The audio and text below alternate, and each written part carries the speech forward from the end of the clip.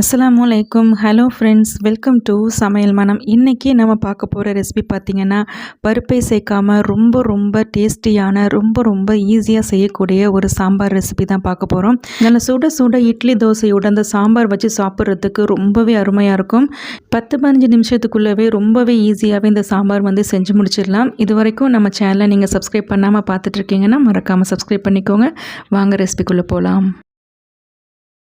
இந்த சாம்பார் பண்ணுறதுக்கு முதல்ல ஒரு குக்கர் எடுத்துக்கோங்க. அதில் 2 மீடியம் சைஸ் வெங்காயம், 2 மீடியம் சைஸ் தக்காளியை வந்துட்டு இந்த மாதிரி ரஃப்பாக கட் பண்ணி வச்சுருக்கேன். அதை வந்து இந்த குக்கரில் சேர்த்துடலாம். வெங்காயம் தக்காளி சின்னதாக இருந்துச்சுன்னா 3 வெங்காயம் 3 தக்காளி எடுத்துக்கோங்க. இப்போ இது கூடவே பார்த்திங்கன்னா காரத்துக்காக நான் 3 பச்சை மிளகாய் சேர்த்துருக்கேன். உங்களுடைய காரத்துக்கு தகுந்தபடி நீங்கள் பச்சை மிளகாயை வந்து கூட்டியோ குறைச்சியோ சேர்த்துக்கோங்க. இது கூடவே பார்த்திங்கன்னா ஒரு 4 பல் அளவுக்கு பூண்டு சேர்த்துக்கலாம். இது கூடவே பார்த்திங்கன்னா 1 டீஸ்பூன் அளவுக்கு சாம்பார் பவுடர் சேர்த்துக்கலாம்.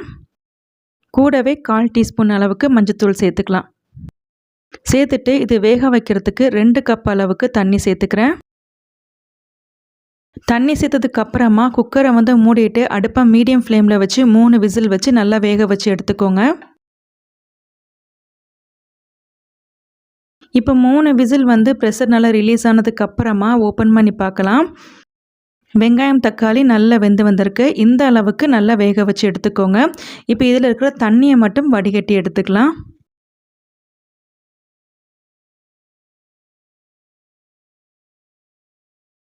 இப்போ இதில் இருக்க தண்ணியை நல்லா வடிகட்டினதுக்கு அப்புறமா ஒரு மேஷர் இல்லைனா மத்து வச்சு இந்த மாதிரி நல்லா மசிச்சு விட்டுக்கோங்க.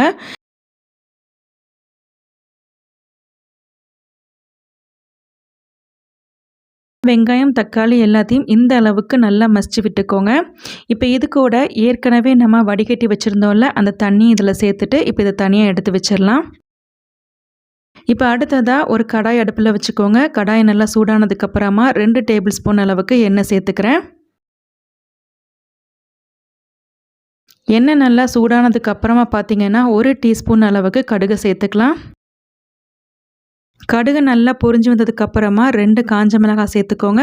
கூடவே கொஞ்சமாக கருவேப்பிலை சேர்த்துக்கலாம். சேர்த்துட்டு இதில் பார்த்தீங்கன்னா ஒரு சின்ன துண்டு கட்டி பெருங்காயத்தை வந்து நான் தட்டிட்டு சேர்த்துருக்கேன். நீங்கள் பவுடர் சேர்க்குறதா இருந்தால் ஒரு 1/2 டீஸ்பூன் அளவுக்கு சேர்த்துக்கோங்க. சேர்த்துட்டு இது எண்ணெயிலே வந்து இது நல்லா பொரிஞ்சு வரட்டும். இப்போ இது இந்த அளவுக்கு பொரிஞ்சு வந்ததுக்கு அப்புறமா இது கூட 1 டீஸ்பூன் அளவுக்கு சாம்பார் பவுடர் சேர்த்துக்கலாம். அடுப்பை மிதமான தீயில வச்சுட்டு கரிஞ்சிடாமல் லைட்டாக வதக்கி விட்டுக்கோங்க. இது கூடவே ஏற்கனவே நம்ம வேக வச்சுருக்கோம்ல வெங்காயம் தக்காளி அதை இதில் சேர்த்துடலாம். சேர்த்துட்டு இதை ஒரு தடவை நல்லா கலந்து விட்டுக்கலாம்.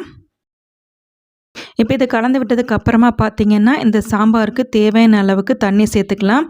நான் 1 கப் அளவுக்கு தண்ணி சேர்த்துருக்கேன். கூடவே பார்த்திங்கன்னா அந்த சாம்பாருக்கு தேவையான அளவுக்கு உப்பும் சேர்த்துட்டு இதை ஒரு தடவை நல்லா கலந்து விட்டுட்டு இது நல்லா கொதிக்க விட்டுருங்க. இது நல்லா கொதித்து வரட்டும்.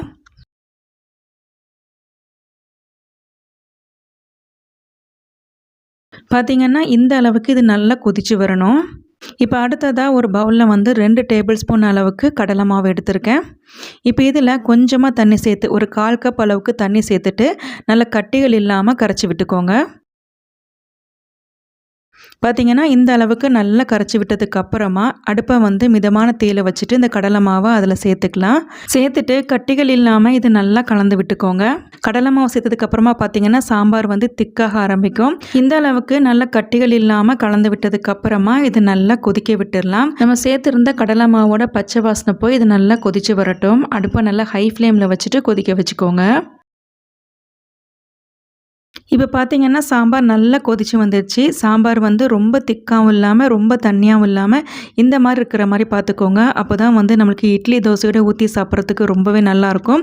இப்போ அடுப்பை வந்து ஆஃப் பண்ணிவிட்டு நல்லா கை நிறைய மல்லி இலை சேர்த்துக்கலாம். அவ்வளோதாங்க, நம்மளோட ரொம்ப டேஸ்டியான சாம்பார் வந்து ரெடி ஆயிடுச்சு. நல்லா சுட சுட இட்லி தோசை மேலே இந்த சாம்பார் ஊற்றி சாப்பிட்டு பாருங்கள், அவ்வளோ அருமையாக இருக்கும். நீங்களும் இதே அளவுகளோடு இதை ட்ரை பண்ணி பார்த்துட்டு எப்படி இருந்ததுன்னு மறக்காமல் கமெண்ட்ஸில் சொல்லுங்கள். உங்களுக்கு இந்த ரெசிபி பிடிச்சிருந்தாலும் லைக் பண்ணி கமெண்ட் பண்ணுங்கள். மறக்காமல் நம்ம சேனலை சப்ஸ்கிரைப் பண்ணிவிட்டு பக்கத்தில் இருக்கிற பெல் பட்டனை கிளிக் பண்ணி ஆல்ங்கிற ஆப்ஷனை கொடுத்துக்கோங்க. பாய்.